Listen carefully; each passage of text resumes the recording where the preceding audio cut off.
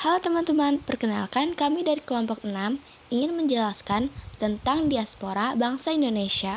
Diaspora leluhur bangsa Indonesia bermula dari zaman dahulu kala, ketika manusia Nusantara mulai belayar ke luar wilayah Indonesia. Mereka melakukan perjalanan melintasi samudra dan sungai untuk berdagang, menjelajahi, dan berhubungan dengan budaya-budaya lain. Para pelaut Nusantara dikenal sebagai orang laut yang mahir dalam navigasi maritim. Mereka belayar ke arah timur, ke wilayah yang sekarang menjadi Filipina, Malaysia, dan Polinesia. Ke arah barat menuju Madagaskar, Afrika, dan bahkan bagian dari pesisir Australia. Maritim orang Bugis dan Makassar memiliki peran khusus dalam diaspora maritim Nusantara.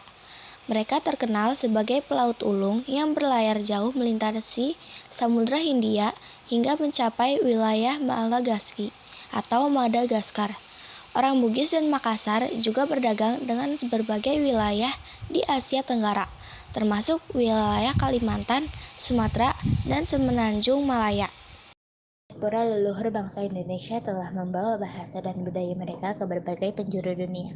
Di wilayah-wilayah yang mereka singgahi, mereka berinteraksi dengan budaya setempat dan membawa kembali pengaruh budaya dari berbagai tempat. Sebagai contoh, bahasa Melayu yang digunakan oleh leluhur bangsa Indonesia menjadi baris bahasa Malaysia dan bahasa Indonesia modern.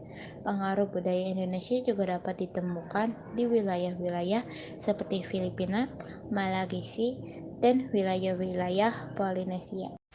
Diaspora leluhur bangsa Indonesia telah membentuk komunitas Indonesia yang beragam di berbagai negara.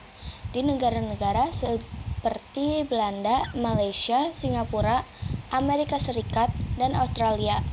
Komunitas Indonesia berperan aktif dalam menjaga tradisi dan budaya Indonesia, serta mempromosikan hubungan bilateral dan perdagangan antar bangsa. Perdagangan maritim telah menjadi pilar penting dalam diaspora leluhur bangsa Indonesia.